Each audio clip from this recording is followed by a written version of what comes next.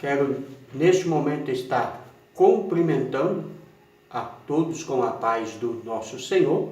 Estamos agora no nosso canal do YouTube, no nosso momento resumo da nossa escola bíblica. O título da aula de hoje, o lugar santo do santo.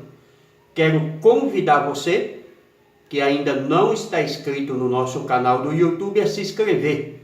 Digite lá Paulo.Delanhese, é muito simples, né? Para você se inscrever, quando você receber o link no Facebook, no WhatsApp, né? Abre o vídeo, ao lado dele está escrito se inscrever, você clica em cima e você está inscrito. Faça também o seu comentário. Nosso canal do YouTube está chegando já a 600 vídeos. Temos mensagens da escola bíblica como essa, mensagens apologéticas em defesa da fé, mensagens de família, somos palestrantes, inclusive se quiser nos convidar para palestra de casais, tanto na área de seita como de família na sua igreja, é só nos ligar, tá bom? 01511 São Paulo, 941980 falar com o pastor Paulo Delanhese. Vamos à aula de hoje. Antes de entrarmos a aula, que é o lugar santo, temos alguns versículos de parâmetro. Primeiro, Êxodo 25, 31 ao 40, o castiçaio iluminava o ambiente. João 1, 4, 9, Jesus ilumina o homem. João 8, 12, a luz que dá vida. Êxodo 29, 1, 9, cerimoniais da consagração. Êxodo 37, 25, 28, o altar de incenso. E Hebreus 5, 7, 1 Tessalonicenses 5, 17, João 17, 1, 9, obra de sacrifício e oração.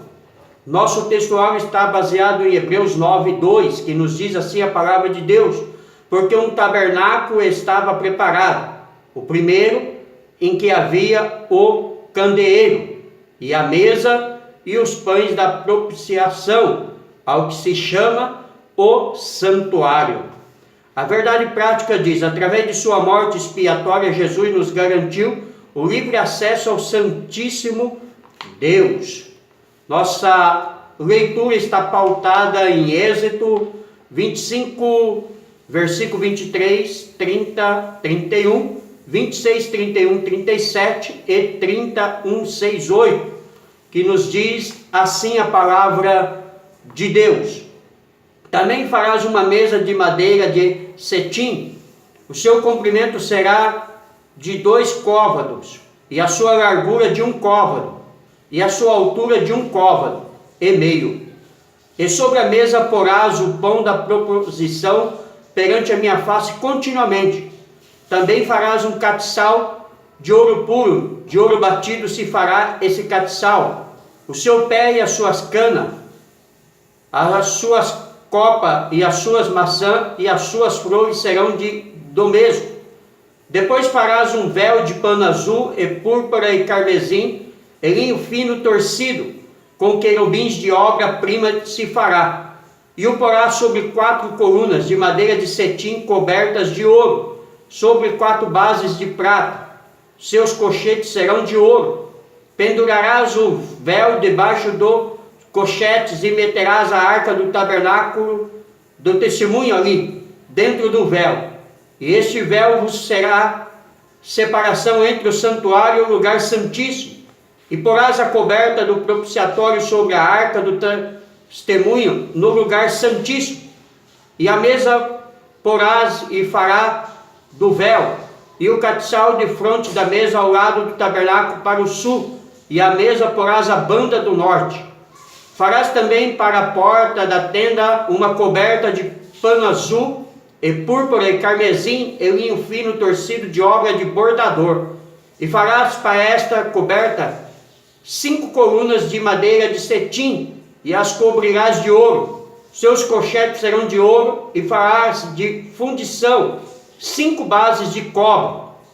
E farás um altar para queimar o incenso de madeira de cetim o farás, e os porás diante do véu que está diante da arca do testemunho, diante do propiciatório que está sobre o testemunho, onde me ajuntarei contigo. E Arão sobre ele queimará o incenso das especiarias cada manhã, quando põe em ordem as lâmpadas, o queimará. E acendendo Arão as lâmpadas, à tarde o queimará. Este será incenso contínuo perante o Senhor pelas vossas gerações.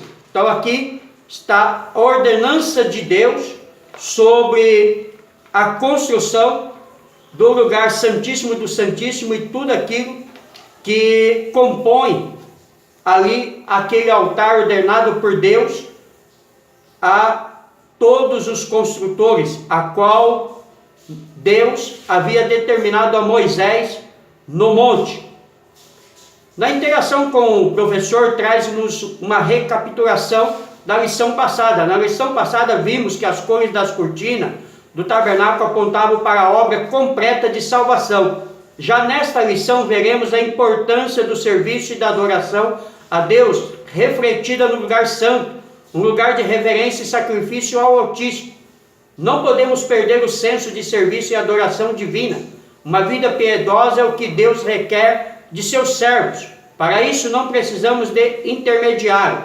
Para entrar na presença de Deus, nosso Senhor e Salvador Jesus Cristo nos abriu esta porta. Introdução. Local de serviço e de comunhão com Deus. As peças do tabernáculo denotavam a sacralidade do lugar. Os dois véus realçavam a santidade que o local requeria. O lugar santo tem muito a nos dizer, por isso estudaremos a sua simbologia, pois tem muito a ensinar-nos nesses dias difíceis e trabalhosos. Há consolação nesse estudo, ou seja, vai nos trazer sobre a santidade, a glória, o poder e a manifestação de Deus ao homem e à mulher. Lugar santo, um local de serviço e comunhão com Deus. Tópico 1. Que lugar é esse? Uma pergunta. Texto de Êxodo 26:33 mostra a distinção dos dois compartimentos do tabernáculo. O primeiro é chamado de santuário, ou lugar santo, e o segundo, santo dos santos, ou lugar santíssimo. O primeiro aparece como local de serviço, no qual somente os sacerdotes podiam entrar para oficiar diante de Deus. Hebreus 9:6. Os israelitas limitavam-se a trazer suas ofertas ao altar dos holocaustos. O povo tinha acesso ao pátio, átrio, mas não ao lugar santo, porque o lugar santo estava reservado unicamente ao sumo sacerdote. Um lugar de serviço e adoração. No tabernáculo havia uma porta e dois véus. Esses três elementos impediam a entrada de pecadores na presença de Deus. O caminho para Deus começava com o derramamento do sangue inocente dos animais, a fim de restaurar a vida do pecador. Era um lugar de serviço, porque ali eram ministrados sacrifícios ao Senhor, mas também era um local de adoração e profunda reverência. Nos dias atuais devemos ter o mesmo espírito quando exercemos um ministério na igreja local ou apresentamos o nosso culto ao Pai Celestial. Romanos 12:1-2, Paulo nos chama à consciência de apresentarmos a Deus um culto racional, um culto com inteligência, um culto que agrade a Deus. Quando nos reunimos, ministramos uns aos outros, mas sobretudo todos estão reunidos para adorar ao Criador. Como disse o comentarista aqui, o culto é uma ministração a todos, mas quem é adorado neste culto é o nosso Deus, porque a Ele seja toda a honra, toda a glória. O propósito do lugar santo tinha-se como principal função ser o local onde o sacerdote ministrava sacrifícios pelas diversas espécies de pecados cometidos pelo povo israelita. A cada violação individual, familiar ou nacional, o sacerdote entrava no lugar santo e apresentava a Deus um sacrifício ali. Estava explícito a santidade de Deus, pois esse lugar era o local adequado para restaurar a vida do pecador diante de Deus. Entretanto, a apresentação do sacrifício não era perfeita nem suficiente, como registra a Epístola aos Hebreus 9, 11, 14. Pois, por que não era perfeito?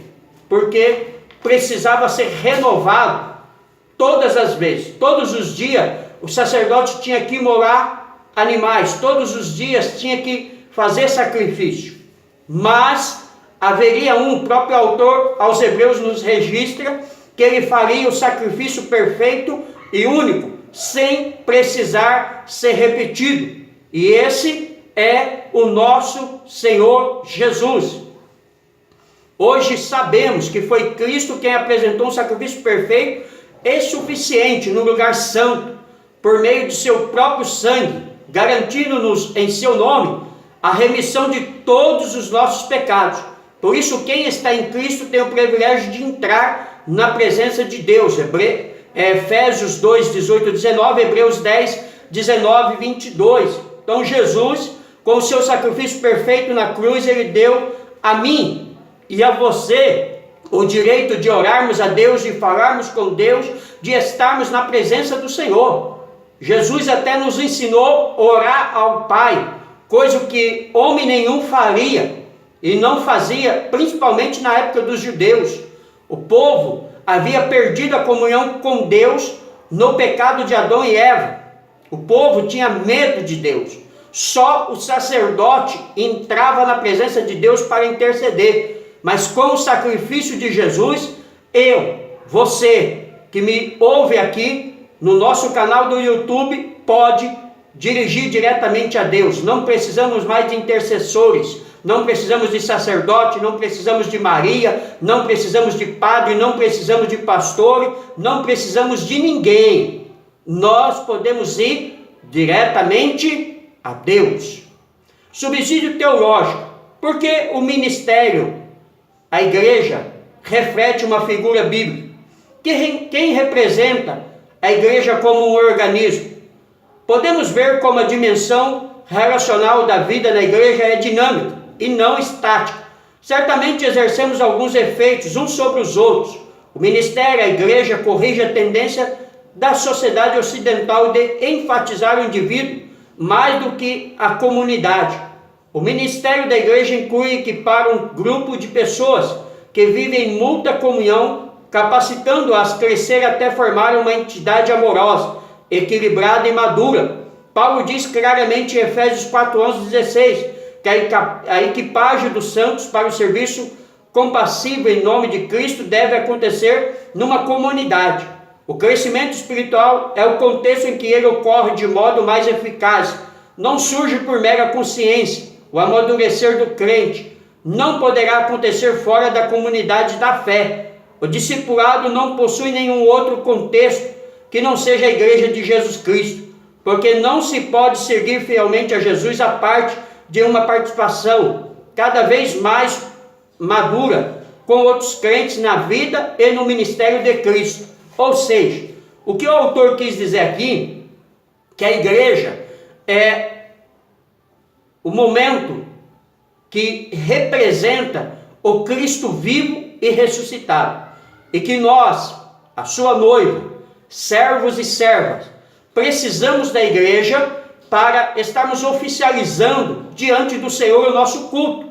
Não que a igreja salva, não importa a Assembleia, Quadrangular, Deus Amor, Batista ou Presbiteriana, não é a igreja que salva, mas a igreja é o local que nos reunimos para samudear ao Senhor, para adorar ao Senhor. Infelizmente tem grupos aí que acham que não precisamos mais da igreja, mas a igreja é o ponto de partida para adorarmos a Deus. Na igreja nós reunimos em adoração ao Senhor. Esse é o papel importante da igreja. Se ele não fazer isso, ele perde o seu efeito. As três peças que compunham o interior do lugar santo, ou mobiliários do lugar. O lugar santo era o espaço de preparação dos sacerdotes para a entrada na segunda divisão do tabernáculo, o lugar santíssimo. No lugar santo haveria três peças que compunham um ambiente perfeito de oração: intercessão, adoração e louvor. Esse é os três lemas para uma igreja vitoriosa: oração, adoração e intercessão. O castiçal de ouro, candeeiro ou candelabro, a mesa para os pães da proposição e o altar de ouro para o incenso. Este ficava no centro, ou seja, lugar santo, e que frente para o véu que dava para o lugar santíssimo, ou seja, ele estava diante da presença daquele que é santo dos santos, diante de Deus. O castiçal de ouro, Êxodo 25, 31 a 37. O castiçal era feito de uma só peça de ouro e sustentado por uma coluna central, de onde saíam 3 braços de cada lado, formando assim 7 lâmpadas. Essas lâmpadas eram interiormente alimentadas por dutos, nos quais havia uma mecha embebida no azeite, fornecendo dessa forma um combustível que, uma vez aceso, fazia o castiçal iluminar todo o ambiente. Ou seja, as 7 lâmpadas produziam uma só luz. Nos evangelhos, o Senhor Jesus é apresentado como a luz do mundo. João 8,12. Ele, por sua vez, disse aos discípulos: vós sois a luz do mundo. Mateus 5,16. Olha que coisa gloriosa, olha que mistério que o Senhor nos coloca sobre nós. Antes, na antiga aliança, se assim podemos chamar, porque não existe basicamente uma antiga aliança, tanto o novo como o velho é uma aliança só, mas lá havia o castiçal com 7 pontas, que iluminava o lugar de adoração. Jesus é a luz do mundo, mas após a sua partida, ele diz que eu e você somos a luz do mundo. Que coisa maravilhosa! Olha o que eu e você recebemos. Infelizmente, muitos às vezes não dão valor. Ele, por sua vez, disse, que eu e você somos a luz do mundo. Da mesma forma que o castiçal de ouro iluminava o ambiente escuro, Jesus é a luz que ilumina o mundo em trevas. E a igreja também tem essa mesma função na terra, até a volta do Senhor. Filipenses 2:15 e 16. Ou seja, nós precisamos iluminar este mundo pecador que vive em treva. Ela possui o verdadeiro azeite como a marca da unção do Espírito Santo. João 14:26. Assim, somos chamados por Cristo a iluminar o mundo, pregando o Evangelho com poder e autoridade e ousadia. Atos 1:8. A mesa com os pães da proposição, Êxodo 25:30. A mesa era feita com madeira de acácia recoberta de ouro. Nela eram colocados 12 pães da proposição. Levítico 24:5-9, Êxodo 35:13. Os pães eram feitos sem fermento. Levítico 24:5. Deveriam estes ser comidos pelos sacerdotes, a fim de que os ministrantes estivessem nutridos para exercer o ofício na presença de Deus. O Senhor Jesus é o pão da vida, e todos os obreiros devem alimentar-se de Cristo. Só assim poderão ministrar com graça e autoridade diante da igreja de Deus. Nesse sentido, todo crente é um sacerdote. Logo devemos nutrir-nos do pão da vida. João 6:35, versículo 58.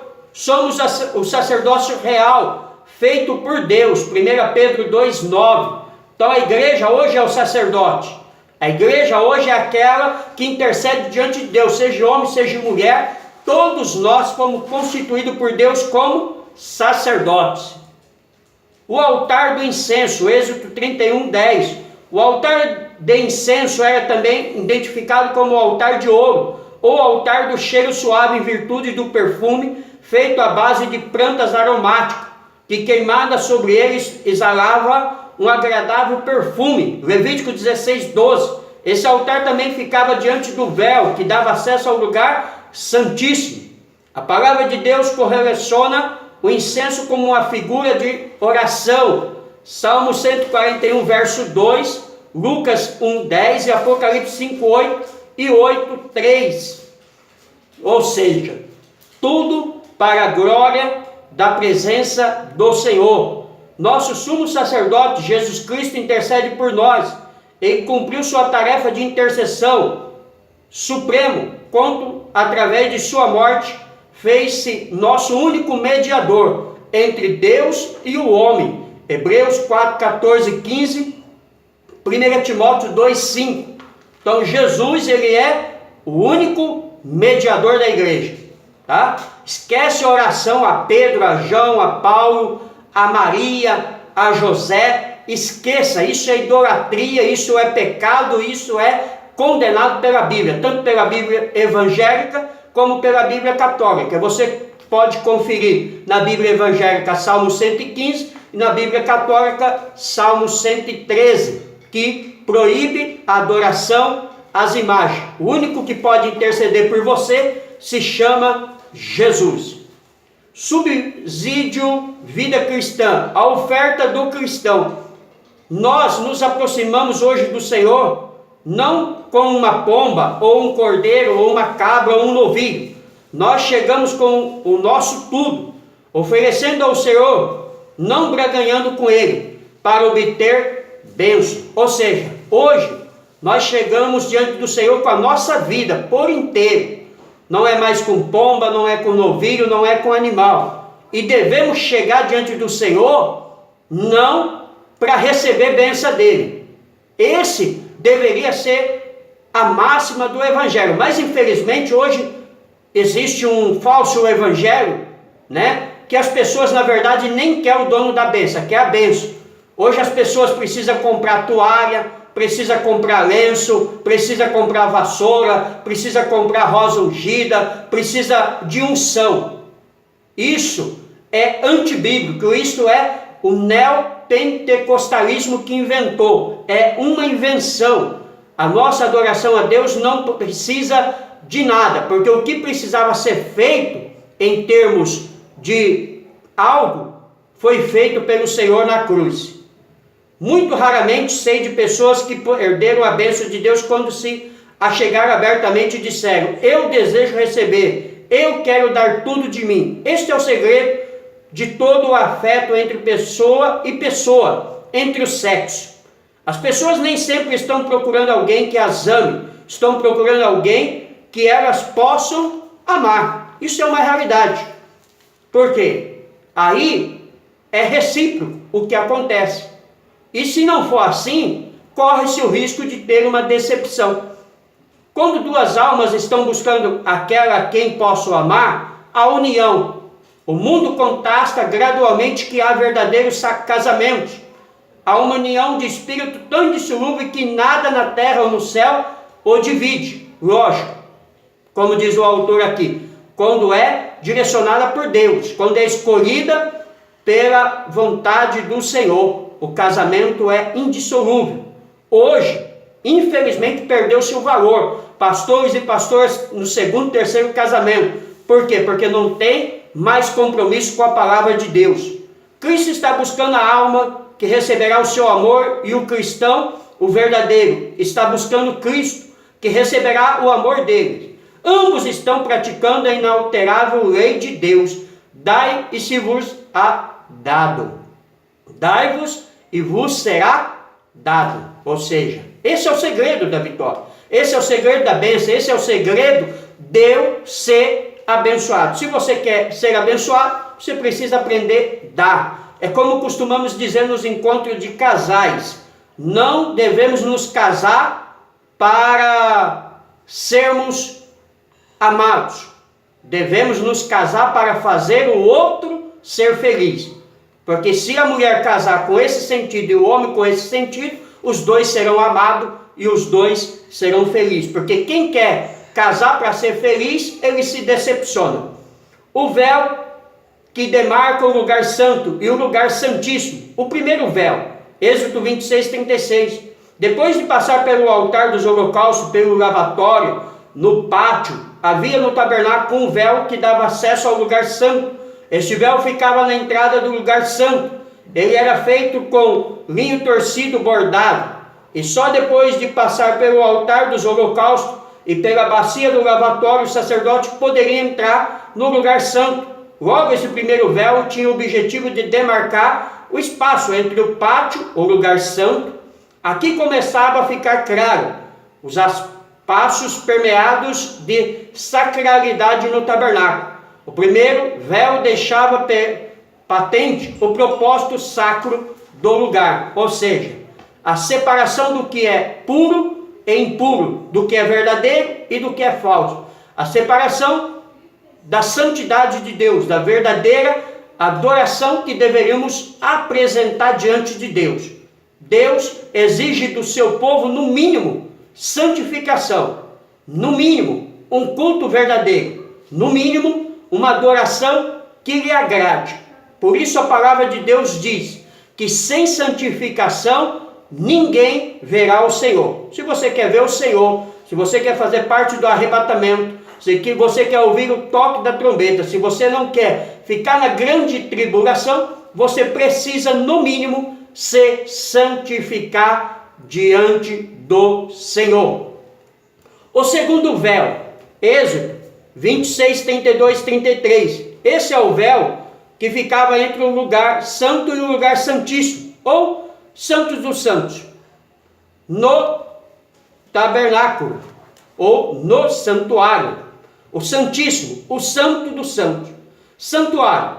Somente o sumo sacerdote podia entrar, representando todo o povo de Israel, no lugar santíssimo. Encontramos apenas a Arca da Aliança. O segundo véu tinha o objetivo de demarcar o espaço entre o lugar santo e o lugar santíssimo. Aqui, a sacralidade inspirava uma consciência de intimidade com o Altíssimo. O segundo véu deixava claro que a partir daquele espaço havia um propósito santo e remidor no lugar sagrado. Os dois véus são uma imagem para nós. Antigamente havia uma gradação e divisão do propósito sacro no tabernáculo. Mas em Cristo, nosso sumo sacerdote, por intermédio de seu próprio sangue, o acesso à presença santa de Deus está aberto. Hebreus 9, 6, 7.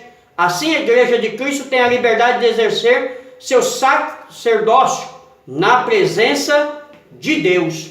1 João 3, 7. Aqui está o que é o verdadeiro culto ao Senhor, o que é santificação ao Senhor e o que Deus exigia do povo, do sacerdote, e o que Deus exige de nós hoje como igreja, como noivo. Somos a escolhida do Senhor e somos hoje o sacerdote diante da presença do Senhor. Somos nós que apresentamos o culto racional ao Senhor. Conclusão: acheguemos-nos com ousadia e confiança diante de Deus, através do sangue de Jesus. Fomos salvos, justificados e adotados como filhos de Deus e santificados. As cortinas que nos separavam do Pai Celeste foram removidas pelo Cordeiro, através de sua morte no Calvário. Portanto, não deixe de usufruir desse glorioso privilégio. Então, o véu do templo, a cortina foi rasgada. E hoje temos acesso diante de Deus. Hoje podemos chegar diante do Senhor. Hoje podemos orar ao Senhor, como eu disse aí. Jesus ensinou os discípulos a orar. Jesus ensinou a igreja. Jesus disse: vós orareis assim: Pai nosso que está no céu, santificado seja vosso nome, venha a nós o vosso reino, não seja feita a vossa vontade, mas assim na terra como no céu. Perdoai as nossas dívidas, assim como nós perdoamos os devedores. Só que você só pode fazer essa oração se você perdoar. Se você não perdoar e fazer essa oração, você é mentiroso.